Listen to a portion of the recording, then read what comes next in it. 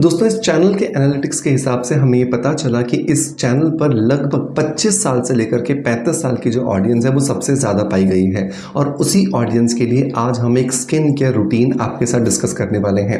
हम बात करेंगे कि 25 साल से लेकर के 35 साल की एज ग्रुप के जो लोग हैं उन्हें स्किन की कौन कौन सी प्रॉब्लम्स हो सकती हैं और किस तरीके से वो अपनी स्किन पर इंटरनली और एक्सटर्नली दोनों साइड से प्रयास करके अपनी स्किन को हेल्दी रख सकते हैं। अगर आप भी अपनी एज मुझे कमेंट बॉक्स के अंदर लिख करके बताते हैं कि आपकी एक्चुअल एज क्या है या किस रेंज ग्रुप में फॉल करती है, तो अगला वीडियो शायद हम आपकी एज ग्रुप को ध्यान में रखते हुए बनाएंगे। सो मेक श्योर कमेंट के माध्यम से मुझे ज़रूर बताएं कि आप कौन सी एज ग्रुप में फॉल करते हैं, ताकि हम हमारे कंटेंट को बनाते समय आपका भी ध्यान ज़रूर रखें।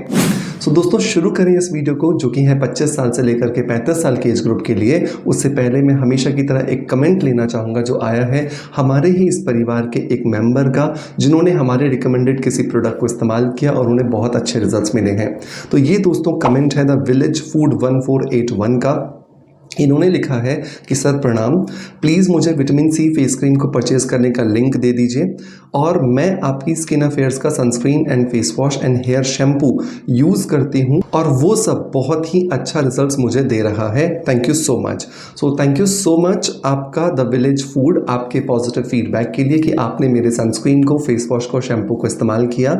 विटामिन सी के लिए भी आप हमारे विटामिन सी सीरम का इस्तेमाल कीजिए, क्योंकि क्रीम की तुलना में विटामिन सी सीरम जो होता है वो आपकी स्किन में जल्दी पेनिट्रेट हो जाता है, जल्दी वो आपकी स्किन में एब्जॉर्ब हो जाता है और आपको ज़्यादा अच्छे रिजल्ट्स देता है।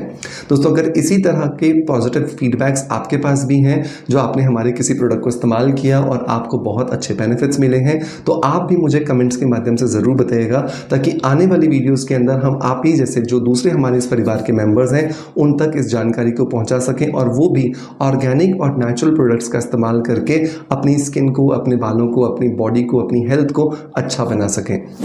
दोस्तों आप लौटते हैं अपने टॉपिक की तरफ, जहां पर हम बात कर रहे थे कि 25 साल से लेकर के 35 साल के अगर आप एज ग्रुप में फॉल करते हैं तो आपको किन किन चीज़ों का ध्यान रखना चाहिए अपनी स्किन को मेंटेन करने के लिए। दोस्तों 25 साल से लेकर के 35 साल की जो एज होती है वो एक ऐसी एज होती है जब ज़्यादातर जो लोग होते हैं हिंदुस्तान के, चाहे वो लड़के हों या वो लड़कियाँ हों, वो सेटल हो जाते हैं, शादी कर लेते हैं।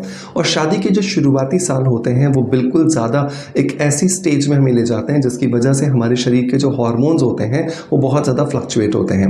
अब यहाँ पर बहुत सारे लोग ये सोचते हैं कि सिर्फ महिलाओं के शरीर में जो हार्मोन्स हैं वो फ्लक्चुएट होते हैं। ऐसा नहीं होता, पुरुषों के शरीर में भी बहुत सारे हार्मोन्स होते हैं तो अलग तरीके से फ्लक्चुएट होते हैं, जिसका इफेक्ट उनकी स्किन पर, उनके शरीर पर, उनकी खूबसूरती पर भी आता है।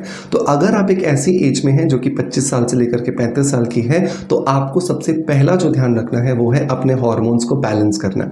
तो अगर आप एक फीमेल हैं तो आपको शतावरी पाउडर जो है वो इस एज में आकर के लेना शुरू कर देना चाहिए, क्योंकि शतावरी पाउडर जो है वो महिलाओं के शरीर में जाकर के आपके जितने भी हार्मोन्स डिस्टर्ब चल रहे हैं, चाहे वो ईस्ट्रोजन है, प्रोजेस्टेरोन है या फिर और कोई दूसरे आपके फीमेल हार्मोन्स हैं, उन सबको बैलेंस करने में आपकी मदद करता है। इसे दिन में 2 बार आप 1 चम्मच सुबह, 1 चम्मच रात को सोने से पहले दूध या पानी के साथ में ले सकते हैं। और इसी तरीके से अगर आप एक मेल हैं, एक आप पुरुष हैं, तो आपको शतावरी की जगह पर अश्वगंधा पाउडर जो है वो लेना शुरू कर देना चाहिए, 1 चम्मच सुबह और 1 चम्मच रात को सोने से पहले। ये आपको बहुत अच्छे रिजल्ट्स देगा लॉन्ग टर्म में। दूसरी चीज़ जो दोस्तों आपको ध्यान रखनी है वो ये कि ये एक ऐसा समय होता है जब आप एक्चुअली अपने करियर के लिए अपने घर को छोड़ करके बाहर निकल रहे होते हैं, अलग शहर में जाते हैं, बाहर जाते हैं, पॉल्यूशन के कांटेक्ट में आते हैं। तो इस स्टेज के अंदर आकर के आपको अपनी स्किन की सफाई पर सबसे ज़्यादा से ज़्यादा ध्यान देना है। अगर आपकी स्किन की सफाई आप अच्छे से नहीं करोगे तो जितने भी बाहर पॉल्यूटेंट्स हैं या फिर धूल है, मिट्टी है, गंदगी है, ये आपकी स्किन को डेप्रिशिएट करेगा, डैमेज करेगा। तो एलोवेरा जेल जो है, अगर आप उसे कच्चे दूध के साथ मिला करके एक नेचुरल क्लिंजर बना लेते हो तो ये आपके चेहरे को बहुत अच्छे से गहराई तक साफ करने में आपकी मदद करता है। इसे बनाने के लिए आपको 5 चम्मच जो है वो कच्चा दूध लेना है और इसके अंदर लगभग 8 से 10 चम्मच जो है वो आपको ऑर्गेनिक एलोवेरा जेल ऐड करना है। एलोवेरा जेल की जब मैं बात करता हूँ, मैं हमेशा कहता हूँ कि आपको पेड़ से निकाला गया एलोवेरा जेल इस्तेमाल नहीं करना है, क्योंकि वो अनप्रोसेस्ड होता है। उसमें बहुत सारे ऐसे टॉक्सिन्स होते हैं जिसकी वजह से आपकी स्किन सेंसिटिव हो सकती है, रैशेस आ सकते हैं, रेडनेस आ सकती है। दाने हो सकते हैं। सो मेक श्योर हमेशा मार्केट से आप 100% ऑर्गेनिक एलोवेरा जेल को खरीदें। इसके लिए मैं हमेशा आपको स्किन अफेयर्स के एलोवेरा जेल का रिकमेंडेशन देता हूं जो कि 100% ऑर्गेनिक है। इसके लिए लिंक्स मैं आपको डिस्क्रिप्शन बॉक्स में दे दूंगा। अब जब आपका ये क्लिंजर बन करके तैयार हो जाता है, इसे आप एक एयर टाइट डब्बे में या बॉटल में भर करके रख लीजिए और हर टाइम आपको इसमें से 1 चम्मच लेना है, चेहरे पर मसाज करनी है 5 से 7 मिनट के लिए और इसे वॉश कर देना है टैप वाटर के साथ में या नॉर्मल वाटर के साथ में। दिन में 3 बार जब आप ये करेंगे तो एक नेचुरल क्लिंजर आपके चेहरे को गहराई तक साफ करेगा और आपकी स्किन को लॉन्ग टर्म में हेल्दी रखने में या ग्लोइंग बनाए रखने में आपकी मदद करेगा। टिप नंबर 3 आता है कि ये एक ऐसा समय होता है जब आपको अपनी डाइट पर ध्यान देना होता है, क्योंकि डाइट ही एक्चुअली ये डिसाइड करती है कि आप शरीर में बाहर से कैसे दिखाई दोगे। क्योंकि जो आप शरीर के अंदर होते हो, जितना हेल्दी आप डाइट लोगे, जितना हेल्दी आप लाइफस्टाइल फॉलो करोगे, उतना हेल्दी आप बाहर अपनी स्किन से दिखाई देने वाले हो। लेकिन ये ही एक ऐसी एज होती है जब आप बहुत सारे जंक फूड्स को अपनी रूटीन में शामिल कर लेते हो। तो कोशिश कीजिए कि एक समय जो आपके खाने का है, मतलब लंच, डिनर और ब्रेकफास्ट में से आप एक टाइम का जो खाना है ना वो रॉ खाइए। रॉ खाने का मतलब होता है कि आप कच्चा खाइए। वो फ्रूट हो सकते हैं, वो सब्जियां हो सकती हैं, या फिर वो स्प्राउट्स हो सकते हैं जिसको हम अंकुरित खाना कहते हैं, स्मूदीज हो सकती हैं। तो जो चीज़ आप आसानी से अपने घर में बना सकते हैं, जो भी आपके आसपास उपलब्ध है, उसके हिसाब से आप इनका इनटेक कीजिए। ये आपको बहुत ज़्यादा मदद करके देंगे। इसका रिजल्ट आपको 1 या 2 दिन में नहीं दिखेगा, लेकिन हाँ 6 महीने 8 महीने करने के बाद में आप अपनी स्किन में इसकी वजह से बहुत ज़्यादा सकारात्मक जो चेंजेस है वो देख पाओगे। क्योंकि आपकी स्किन जो है ना वो आपकी इनर हेल्थ का एक मिरर होती है, रिफ्लेक्शन होती है। तो जो बाहर दिख रहा है इसका मतलब अंदर जो चल रहा है वही उसके रिफ्लेक्शन बाहर होगा। तो इम्पॉर्टेंट है कि अंदर से आप अपने आप को हेल्दी रखें, फिट रखें। टिप नंबर 4 जो मैं आपको देना चाहता हूँ वो ये कि आप अपने रूटीन में एक्सरसाइज ज़रूर करें।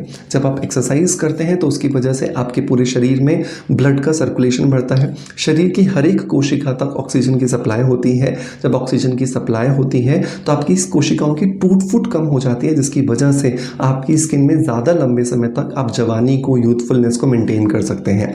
कॉलेजन की जो बनावट है, कॉलेजन का जो प्रोडक्शन है, वो भी आपकी एक्सरसाइज करने की वजह से बढ़ जाता है, जिसकी वजह से आपकी स्किन जल्दी लटकती नहीं है और आपको एजिंग प्रोसेस जल्दी अनुभव नहीं होता है। एक और चीज़ जो आपके एजिंग प्रोसेस को डिले करता है वो है प्रोटीन को अपनी डाइट में शामिल करना। अगर आप अपनी रूटीन में प्रोटीन ज़्यादा से ज़्यादा लेंगे तो क्योंकि स्किन जो है वो प्रोटीन की बनी हुई है तो आपकी स्किन जल्दी खराब नहीं होगी। प्रोटीन के लिए अगर आप वेजिटेरियन हैं तो आप पनीर खा सकते हैं, टोफू खा सकते हैं, दालें खा सकते हैं, राजमा, छोले या फिर इसी तरह की दूसरी चीज़ें खा सकते हैं। अगर आप नॉन वेजिटेरियन हैं तो आप चिकन, मटन का इस्तेमाल कर सकते हैं।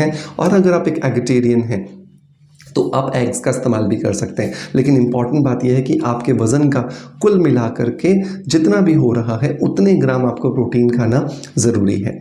टिप नंबर 5 और जो लास्ट है वो है पानी ज़्यादा से ज़्यादा पीना, क्योंकि ये एक ऐसी एज होती है जब बॉडी बहुत ज़्यादा अपने आप को कहीं ना कहीं इन्वॉल्व किए हुए होती है और पानी जो है वो बॉडी से धीरे धीरे कम होने लगता है। और पानी अगर आपने इस एज में फुलफिल नहीं करके रखा तो उसकी वजह से शरीर धीरे धीरे बीमार होने लगता है और शरीर में ना सिर्फ बीमारियाँ आती हैं बल्कि स्किन भी डेप्रिशिएट करती है। सो बहुत इंपॉर्टेंट है पानी को भी पीना। 4 से 5 लीटर पानी पीजिए ताकि आप अपनी स्किन को रिजुविनेट कर सकें। सो दोस्तों मैं उम्मीद करता हूँ ये जो 5 बेसिक जो टिप्स होते हैं, जो गलतियाँ एक्चुअली हम करते हैं इस एज में आकर के, उनको आप डेफिनेटली सुधारेंगे और आपकी स्किन में लंबे समय पर इसका आपको रिजल्ट ज़रूर दिखाई देगा। दोस्तों मैं उम्मीद करता हूँ कि आज का वीडियो कंटेंट आपको पसंद आया होगा। अगर पसंद आया है सो मेक श्योर कि एक लाइक का बटन दबा करके हमें मोटिवेशन ज़रूर दीजिएगा। आपका प्यार आप मुझे जैसे देते हैं बिल्कुल वैसे ही देते रहेंगे।